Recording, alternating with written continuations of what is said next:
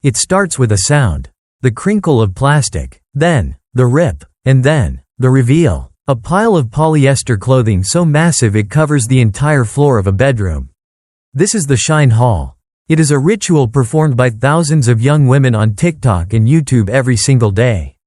They hold up a top that costs $3, a dress that costs $5, and a bikini that costs less than a bottle of water. They try them on, they spin around, and they tell their millions of followers that they just scored the deal of a lifetime.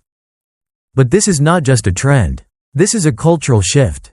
And behind these colorful, cheap, trendy clothes lies a company that is more powerful, more secretive, and potentially more dangerous than any fashion brand in history. Welcome to the world of Shein. If you are over the age of 30, you might not realize just how big this company is. But if you are under 25, Shein is likely the most recognizable brand in your life. In 2022, Shein became the most downloaded shopping app in the United States, surpassing Amazon. It was valued at $100 billion, which is more than Zara and H&M combined. Think about that for a second. A company that barely existed a decade ago. A company with almost no physical stores.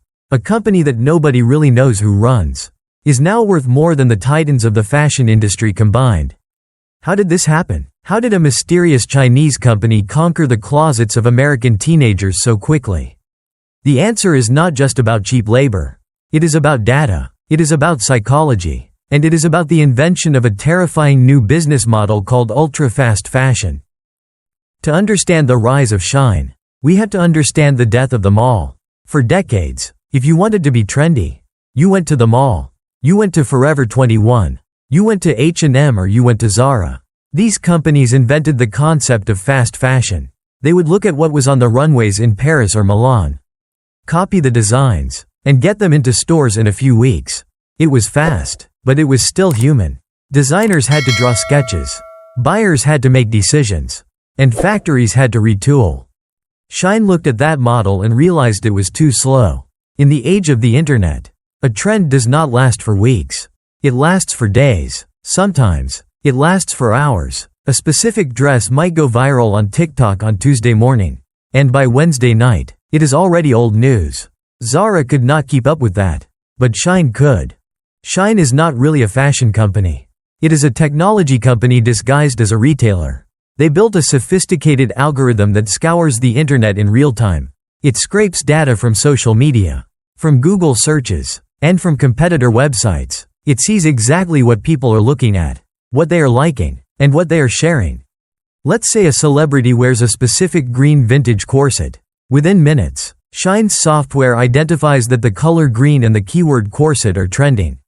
The data is instantly sent to a massive network of thousands of small workshops in Guangzhou, China. These are not giant factories, they are small, family-run units that are plugged directly into Shein's central brain. Shein asks these workshops to produce a micro-batch, maybe just 50 or 100 items. This is the secret sauce. Traditional brands have to order thousands of items to make a profit. Shein orders 50. They put the item on the app immediately. If nobody buys it, they scrap it, and they have lost almost no money. But if users start clicking, if the algorithm sees that the item is gaining traction, the system automatically sends an order for thousands more. This is called real-time retail. It removes the guesswork, it removes the risk, and it allows Shein to add an astronomical number of new items to their website every single day. Zara adds about 500 new items a week. Shein adds up to 6,000 new items every single day. It is an endless, infinite scroll of newness. But the algorithm is only half the story. The other half is the addiction. The Shein app is gamified. It is designed to hijack your dopamine receptors just like a casino slot machine. When you open the app, you are bombarded with points, flash sales, countdown timers, and rewards. You get points for checking in every day. You get points for writing reviews. You get points for watching their live streams. These points translate into tiny discounts. Pennies really, but they make the user feel like they are winning a game. The prices are so low that they disconnect the consumer from the reality of money. When a shirt costs $3, it does not feel like spending. It feels like buying a stick of gum. It lowers the barrier to entry to almost zero. You can fill a cart with 20 items for less than $100. This creates a sense of abundance, a feeling of wealth for people who might not have a lot of disposable income. Psychologists call this the pleasure of the hunt. The sheer volume of inventory on Shein means you have to dig to find the good stuff. And when you find something cute for $5, your brain releases a hit of dopamine. You feel smart, you feel savvy, and you want to do it again. This is why Shein is so hard to quit. It is not just about needing clothes. We all have enough clothes. It is about the entertainment. Browsing Shein has replaced watching television for a generation of young consumers. It is a hobby, but this hobby has a dark side. A side that is hidden behind the glossy photos and the cheerful influencer unboxing videos. Because when you are selling a dress for $5, and you are shipping it across the ocean, and you are still making a profit, the math does not add up. Somewhere down the line, someone is paying the price. And that price is not being paid by the consumer. It is being paid by the people who make the clothes. And by the planet that has to absorb the waste. As Shein's popularity exploded during the pandemic, journalists and investigators started to ask questions. Who is making these clothes? And what are the conditions really like inside those thousands of shadow factories in Guangzhou? The company was notoriously secretive. Their founder, Chris Xu, is a ghost. He almost never gives interviews. There are barely any photos of him on the internet. For a long time, nobody even knew where their headquarters were exactly located. But you can only hide a giant for so long. In late 2022, an investigative team from Channel 4 in the UK went undercover. They managed to get hidden cameras inside 2 of the factories that supply Shein. And what they found was shocking, even to people who thought they knew how bad the fashion industry could be. The footage showed a dystopian reality. Workers were hunched over sewing machines in cramped, windowless rooms with blocked fire exits. They were not working 8-hour shifts. They were working up to 18 hours a day. De la Fan 2, Part 2, Kua Kich Ban Phim Tai Lu. Shein and the Ugly Truth of Fast Fashion. Fan Ne Se Di Sao Vao Nung Gok Quat Den Toi Nyat. Du Kien Lao Dong Vo Nyan Dao. Tham Wam Wat Trong Va Nan and Kap Chat Zam. Ban Hai Copy Ton Bo Van Ban Tiang An Ben Doi Denap Vao Tul Doc. Script. Part 2, 830–1700. Plain text English. Ready for TTS. They were working up to 18 hours a day. In one factory, women were seen washing their hair during their lunch break because they simply did not have enough time to go home and do it there. The investigation found that workers were given 1 day off per month. 1 day. That is illegal under Chinese labor laws. And it is illegal under international standards. But in the race to feed the algorithm, the law is just a suggestion. The pay structure was equally brutal. These workers are not paid a salary. They are paid per item. For every garment they finish, they earn a few cents. In one factory, the rate was found to be as low as 4 cents per item. To make a livable wage, they have to work with robotic speed, stitching hundreds of pieces a day without a single error. And if they make a mistake, if a shirt is sewn slightly wrong, they are fined. Their daily wages can be wiped out by a single error. This creates an environment of constant, high-stakes anxiety. This reality clashes violently with the image Shein projects on social media. On TikTok, Shein is fun, inclusive, and empowering, but behind the scenes, it is built on the backs of exhausted people who are treated like disposable parts of a machine. In 2022, this dark contrast sparked a viral conspiracy theory that took over the internet. Customers started posting videos claiming they found hidden messages on the tags of their Shein clothes. Messages that said, "Need your help," or "Help me," hidden inside the washing instructions. The internet went into a frenzy. People were dissecting every tag, convinced that workers were sending SOS signals to the outside world. Now, to be fair and accurate, many of those viral videos were debunked. Some were misunderstandings of bad translations, and some were hoaxes created for views. But the reason this theory went viral is important. It went viral because deep down, we all know something is wrong. We know that a $5 dress is impossible without exploitation. The "help me" tags might have been a myth, but the silent scream of the supply chain is very real. But the human cost is only half of the bill. The other half is being paid by the planet. And this bill is coming due faster than we think. Shein is essentially a fossil fuel company. That sounds like an exaggeration. But look at the materials. The vast majority of Shein's clothing is made from virgin polyester. Polyester is a synthetic fiber derived from oil. It is plastic. When you buy a Shein dress, you are essentially wearing oil. Producing polyester is an energy-intensive process that releases massive amounts of carbon into the atmosphere. In 2021 alone, the fashion industry was responsible for more carbon emissions than all international flights and maritime shipping combined. And Shein is the biggest polluter of them all because of the sheer volume. Remember that number? 6,000 new styles a day. This model relies on a concept called throwaway culture. Shein clothes are not built to last. They are built to be worn once for a photo, maybe twice for a party, and then discarded. The quality is often poor, seams rip, buttons pop and fabrics lose their shape after one wash. This is a feature, not a bug. If the clothes fall apart, you have to come back and buy more. But where do all these clothes go when we are done with them? Or worse, where do the returns go? Here is a dirty secret of the online retail world. Returns are a nightmare. It costs money to inspect, repackage, and restock a returned item. For a company like Shein, where the item costs pennies to make, processing a return is more expensive than the item itself. So, often, they don't restock it. It goes straight to the trash. We are treating clothing like single-use plastic. We treat a top like a plastic fork. Use it once. Toss it. But unlike a banana peel, polyester does not decompose. It sits there for hundreds of years.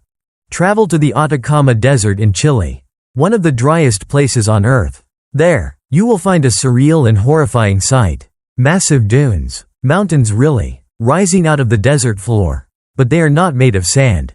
They are made of unsold and discarded fast fashion clothing. Tons of unworn garments with the tags still on them. Shipped from the US, Europe, and Asia. Dumped in a pile visible from space. This is the graveyard of trends. This is where the cute top you returned ends up. It is an ecological disaster zone, leaching toxic dyes and microplastics into the ground. Every time you wash a polyester garment, it sheds thousands of tiny microfibers. These microplastics flow down our drains, through our water treatment plants, and into the ocean. Plankton eat them, fish eat the plankton, and eventually, we eat the fish. We are literally consuming our own fast fashion addiction. So, we have exploited workers, and we have a poisoned planet. But surely, at least the designs are creative. Right? Wrong. Shein has been accused of operating like a massive intellectual property vacuum cleaner. For independent designers, Shein is a predator. Meet the victims. These are small artists, illustrators, and fashion students who spend weeks designing a unique pattern or a cut. They post their work on Instagram or Etsy, hoping to build a small business. Then, one day, their followers start tagging them. Hey, did you collaborate with Shein? They look, and they see their exact design, pixel for pixel, being sold on Shein for a fraction of the price. It is not a coincidence. It is the algorithm again. Shein's software is not just looking for trends, it is scraping images. It finds popular designs from small creators who do not have the money to sue. And it copies them. By the time the artist sends a cease and desist letter, Shein has already sold thousands of units and moved on to the next victim. One artist described it as having her soul stolen. She put her heart into a design, only to see it mass-produced in a sweatshop and sold for pennies. Shein has been sued by huge brands like Doc Martens and Ralph Lauren. But for them, lawsuits are just a cost of doing business. They pay the fine, or settle out of court, and keep the machine running. This predatory behavior kills creativity. Why would anyone spend years learning to design if a robot can steal their work in a second? It creates a world where everything is a copy of a copy. Cheapened and devalued. And yet, despite the lawsuits, despite the reports of forced labor, despite the environmental outcry, Shein continues to grow. In fact, they are now preparing for an IPO, a public listing that could value them even higher. They are trying to clean up their image. They invite influencers on all expenses paid trips to model factories that look clean and happy. They pledge money to sustainability causes. But is this real change? Or is it just greenwashing? And recently, A new challenger has entered the ring, proving that the race to the bottom has no finish line.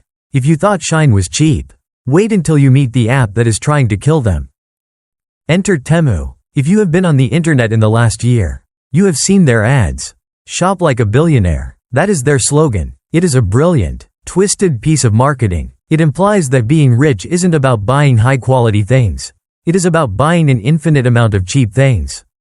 Temu is owned by PDD Holdings, another Chinese giant, and they looked at Shein's success and said, "We can do it cheaper." Temu is the next evolution of the nightmare. While Shein focused on fashion, Temu sells everything. A Lenovo headset for $2. A pair of sneakers for $4.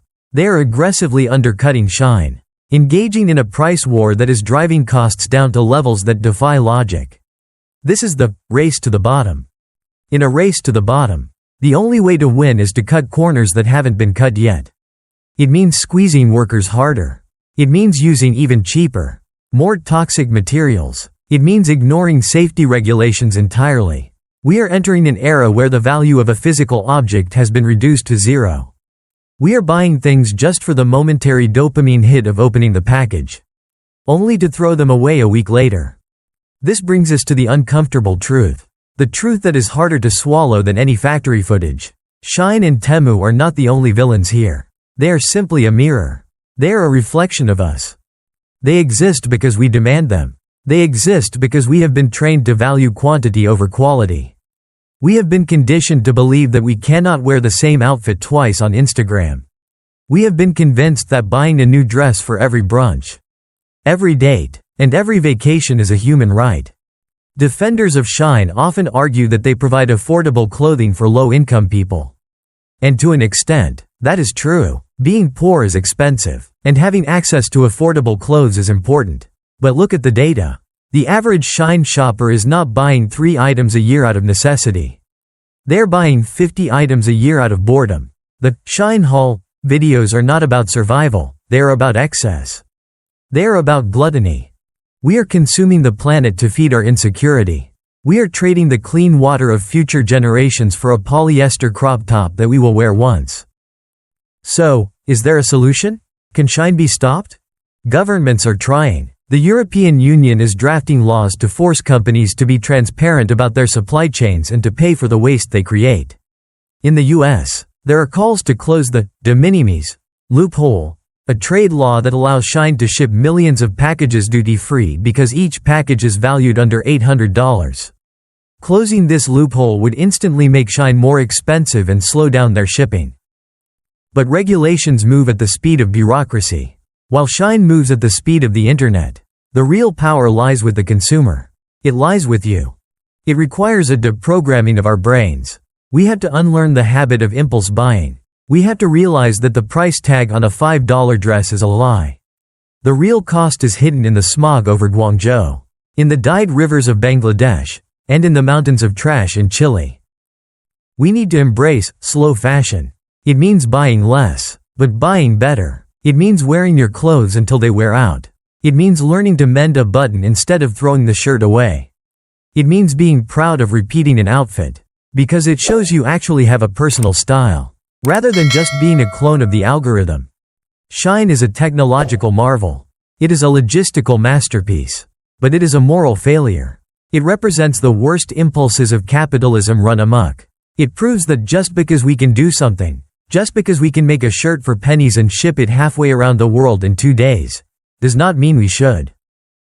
The next time you are scrolling through that app, and you see a deal that looks too good to be true, pause for a second, look at the price, and ask yourself, who is paying the rest of the bill?